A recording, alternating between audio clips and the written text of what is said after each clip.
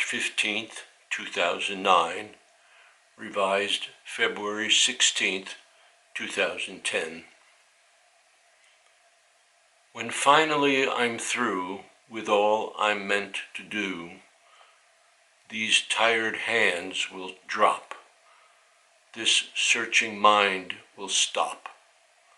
What had been first, at last, no longer holding fast. This knotted, dew-touched brow, untied, I sigh, and now, to flush this store of words, a scattering of birds.